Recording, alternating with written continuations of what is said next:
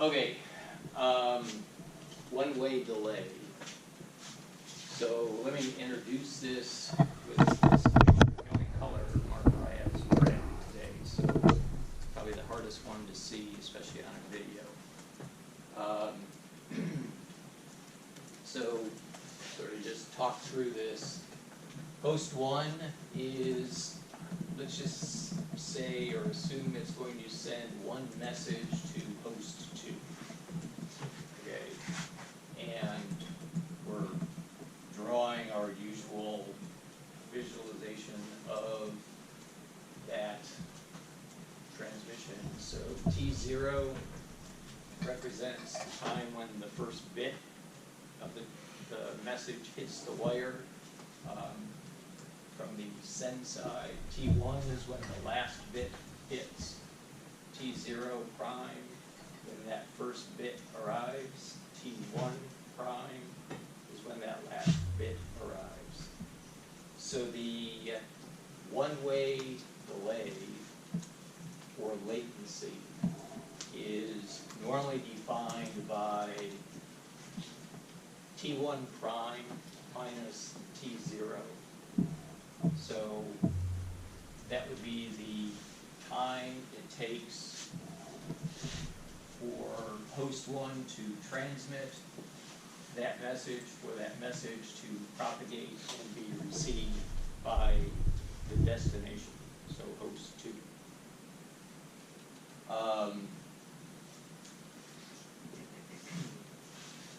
And we'll see in the code how server side is going to compute one-way delay estimates. And for each iteration, it'll gather more estimates. At the end of the program, it then obtains the average of the samples. Okay, so now the more interesting issue here is the accuracy of that one-way delay time. Okay, so up to now we've been talking about round-trip times. So from H1's perspective, if H2 was to reply to that message, the round-trip time would be the time from when that first bit of H1's message hits the wire until when the last bit of the reply arrives, and that's the round-trip time. There's no major issue in obtaining relatively accurate round-trip times because the timestamps that host 1 uses to compute the round-trip time are referenced by its system time. And so the difference between that and a one-way delay estimate is the estimate is going to have to take the host 2's wall clock time and subtract the, so remember in these messages, we're sending 3 pieces of information. There's the sequence number, and then there's the time. Basically, it's meant to be T0 time. But from H1's perspective, so there's the seconds field and the nanoseconds field. When that arrives, H2 obtains a time from the system and subtracts the time that is contained in that message. And so that gives us a rough approximation to T1 prime minus T0. Okay, so each host maintains system time independently, right? There's a whole subsystem within Linux for maintaining time.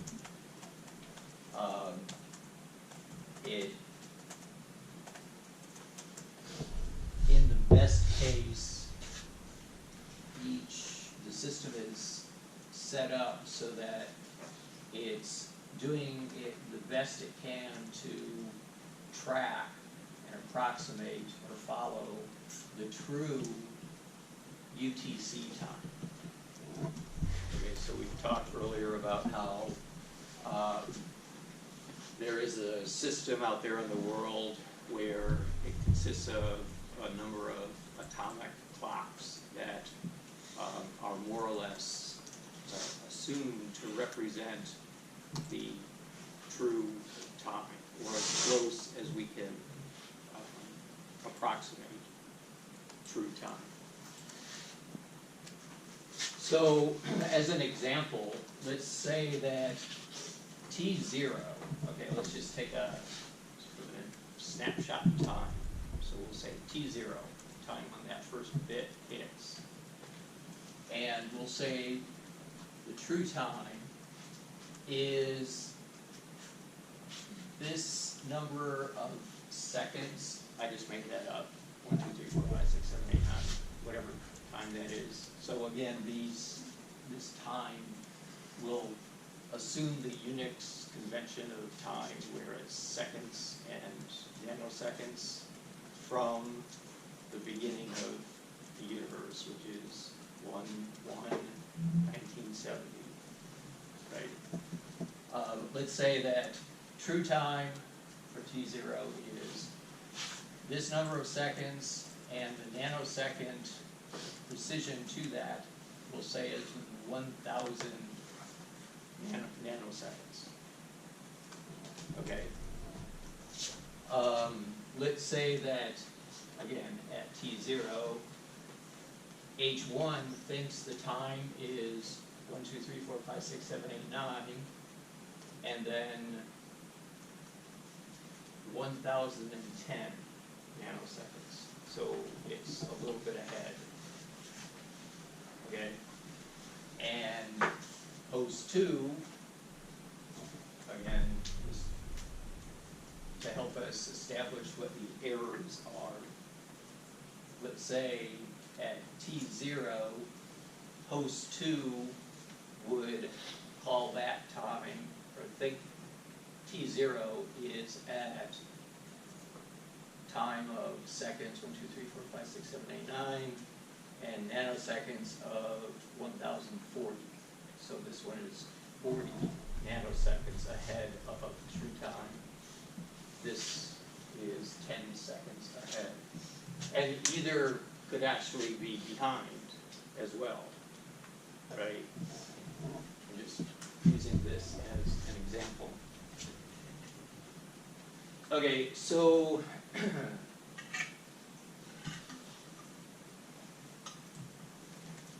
these errors that I'm using as examples, 10 nanoseconds and 40 nanoseconds, are absolute best case scenarios. So it would likely require each of these to have a GPS device connected to it.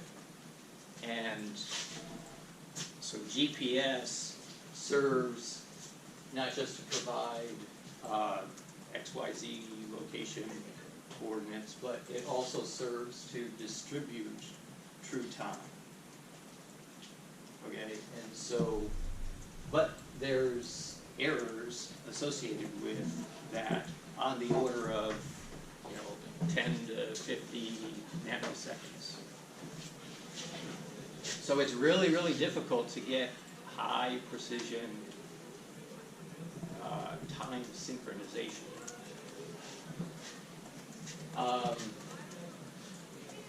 Okay, let's say that the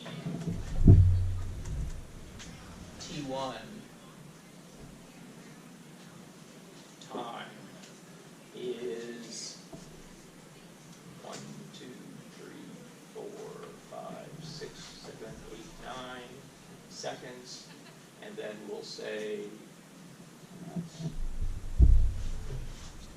8,040 nanoseconds. Okay, so the precise one-way delay, if we knew true time, is 7,000 nanoseconds. And in this example, the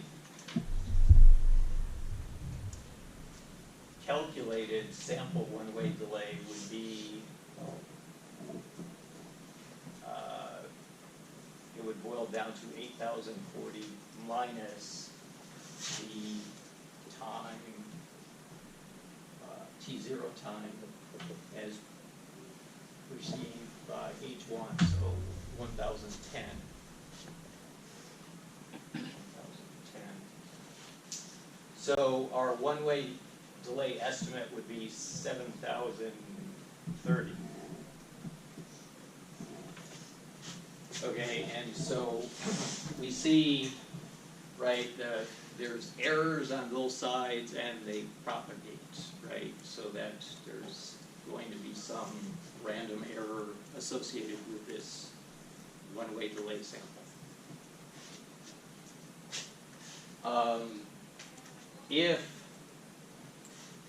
So in the current code, when we start running it, if we do it on two different machines, which are not time synced, we're going to see crazy one-way delay times, right? That make no sense, like, you know, very large negative numbers, or because these two times can actually be quite off.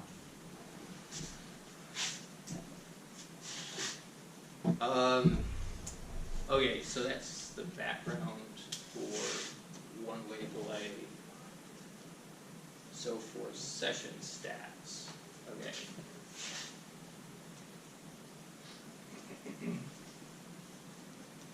And I'll write this up in the lecture notes and post those.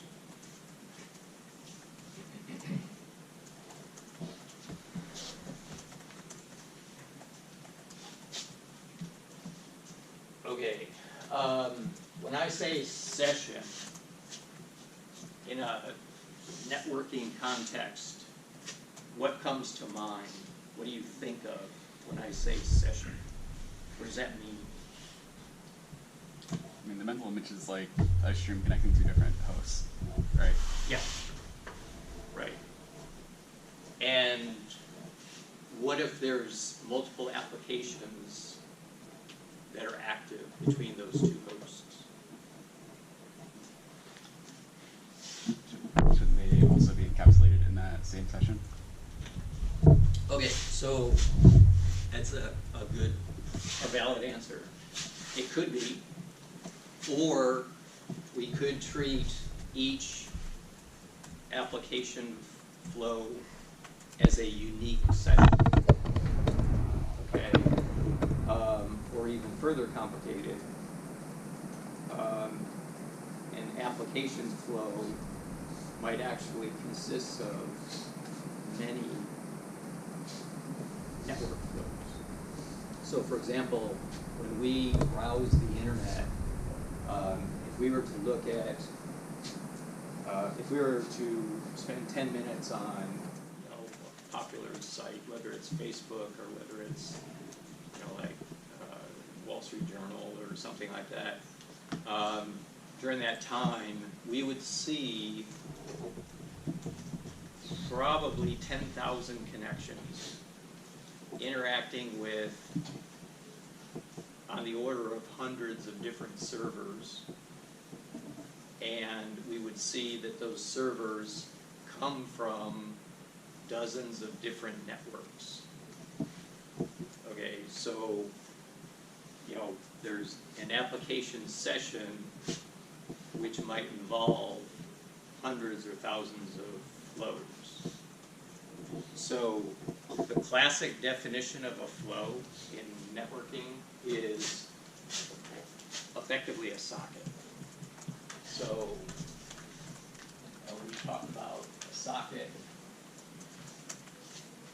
as being fully defined by the source, by both endpoints, address, and port. Address and port. Okay, so that says that when we are browsing the internet, we're using thousands of sockets, which is true. Okay, so we'll assume that in our case, okay, so we're talking about the UDP Echo program, and so we'll define a session more at the application usage level. So, one user interacting with one server, and that ends up being one UDP flow.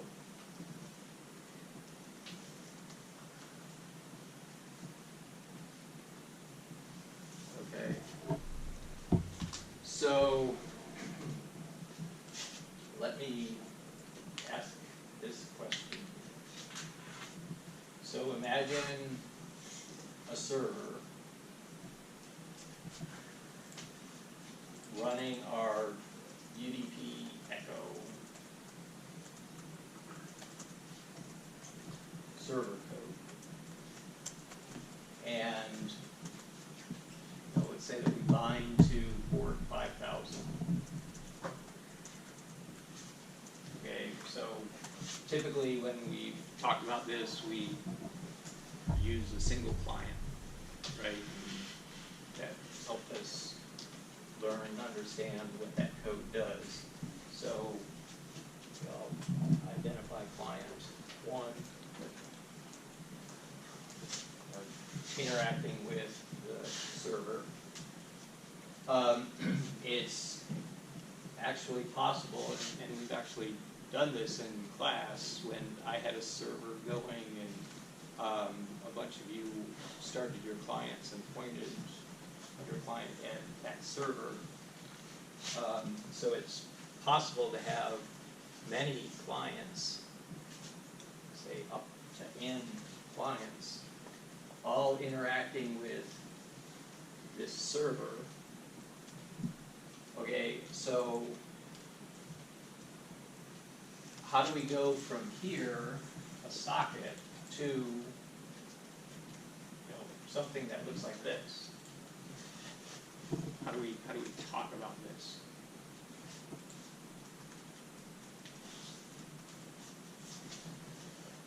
And so the way to talk about this is each of these sessions does represent a unique socket, right? So this is socket 1, this is socket n. But the nature of our application, and really the nature of UDP, is it allows an endpoint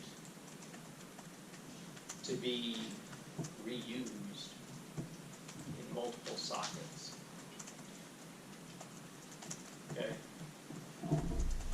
And hence the need for our server for this application, for it really to work correctly with multiple clients, it needs to maintain stats on a per session basis.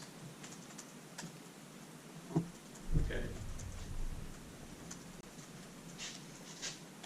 Does that make sense? Right? So, our server, one of the things that it's trying to do is there's this stream of packets arriving, and there's sequence numbers in each.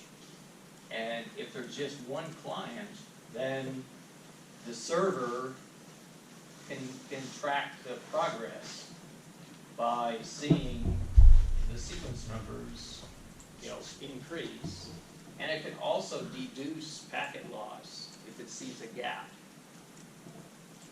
But when we have multiple clients, the server will now see, if it's just looking at the sequence number, it could be just almost a random arrival of sequence numbers, right? They're out of order, but not really out of order. They're just coming from different clients, right? So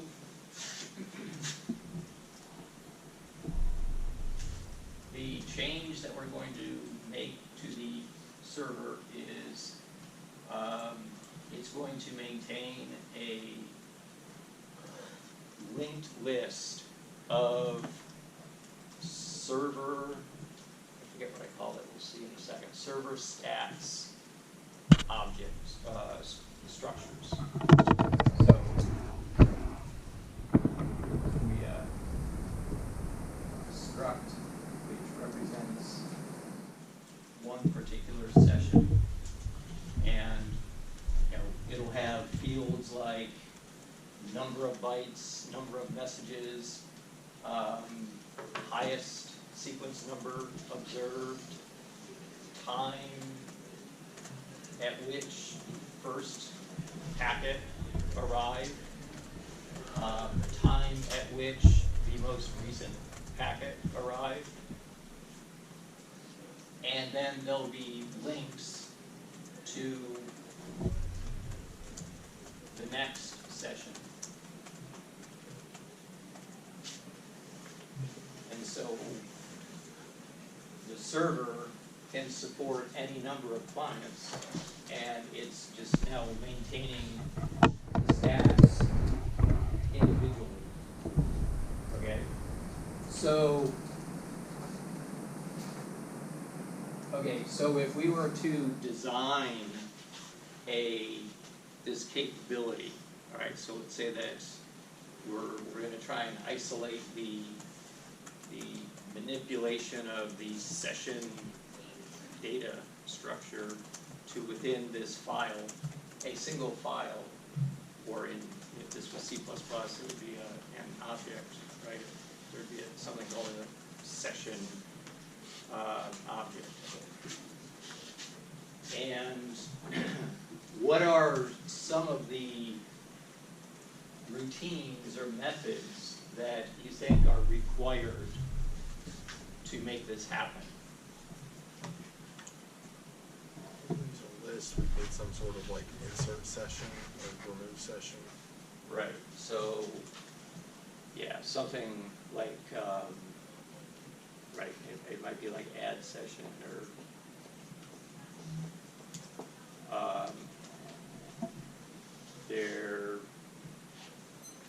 I'll actually map this to actually what the code does. So there's a function called find session.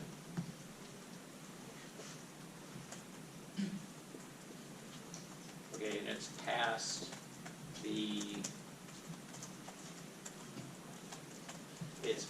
the client address.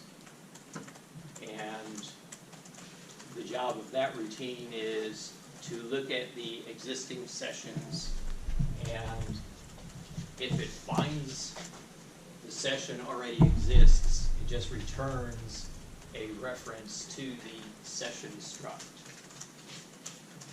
If it turns out that this message that just arrived is from a new client, then this will create a new struct, session struct, and add it into the list. Yeah. So we've been talking about using a list. Yeah. But if we're using in different clients, would it maybe be better to use like a hash table or something for this for order one lookup? Yeah, so that's absolutely true. Right. Yeah. We, if we were to do this in a manner that scales and has the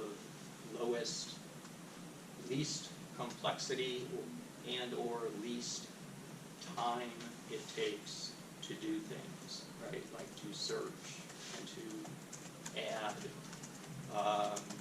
There's better ways of, there's better data structures that can be used to do this.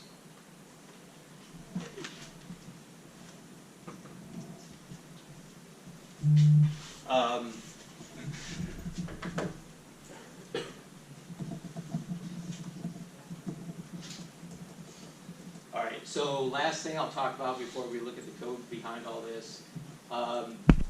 So how about removal of sessions? Okay, so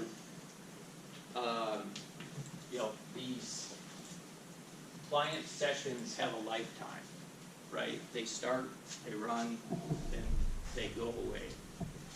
And it's not a, we don't want our linked list to grow unbounded, right? So if we were to run this server for days, weeks, months, handling thousands of clients, and if we didn't do anything about trying to clean up, that linked list would get extremely large. So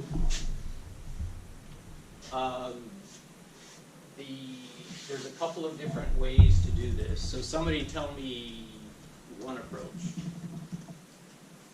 Are we worried about retaining the session info indefinitely? We are worried about retaining, that's a really good question, because that determines what we would do. We are worried about maintaining a summary of that session. Okay?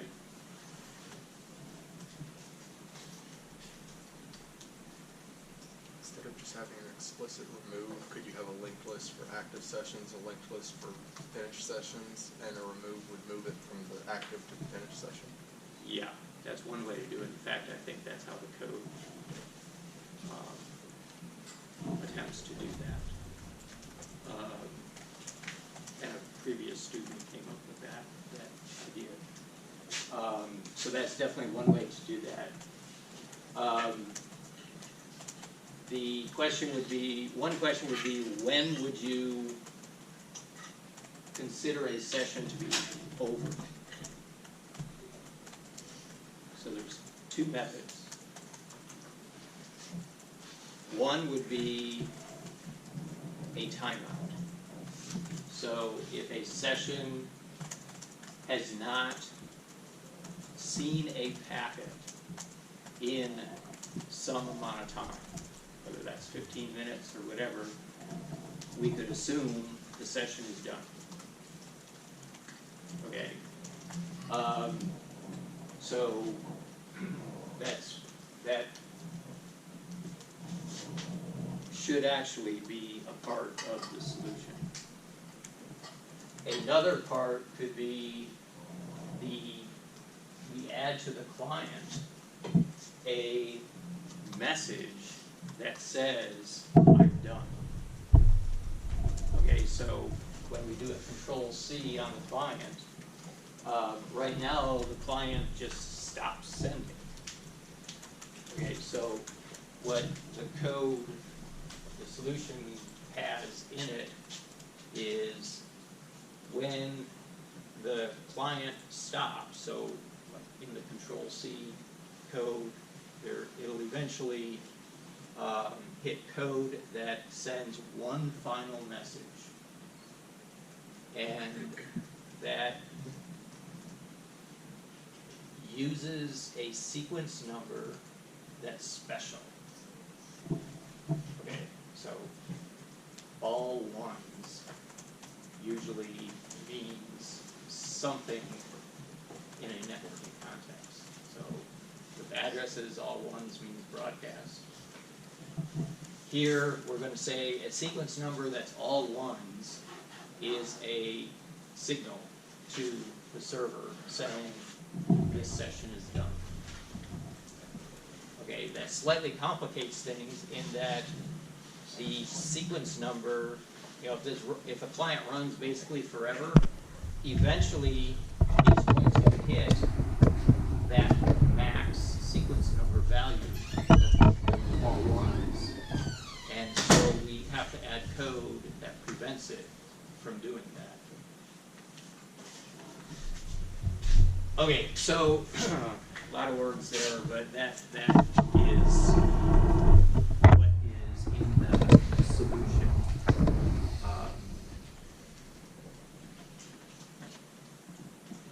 Do we have a start and end time retained within the session as well? So like the time the session was initiated, the time the session was terminated? Yes. In that case, if we're already doing the legwork to maintain that, why wouldn't you just concatenate on every packet? You'd say, all right, I began the session at this time, and if you choose to end the session, you would have the end time be non-zero, and 0 being the beginning of the first. Yeah. 1/1/1970. That would work too, right? That would work too.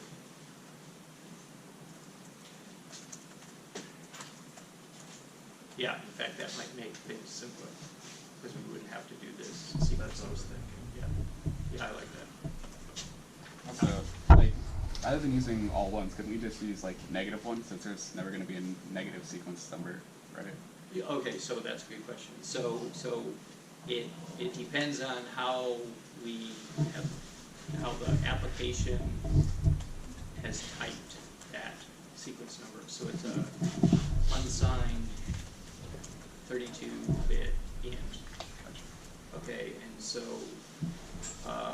what you're suggesting we would use negative numbers, right? So it would have to be an int, which reduces the max size of the sequence number that's allowed, right?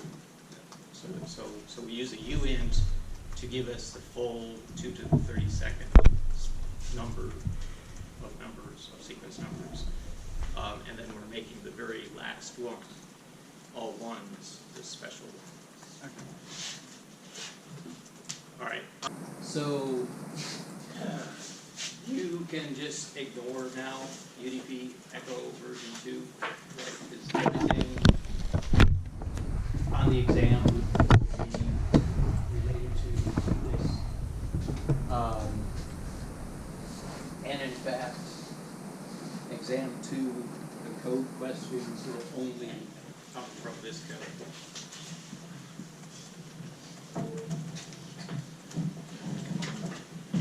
Which one would they only come from? From the version 3, UDP Okay. Echo version 3. So that's the one we need to look at Yeah. for the exam. And so when you look through this, you know, take a look at server.c. That contains basically the routines that we talked about. And look at the server.c where it receives the message and it computes the one-way delay time.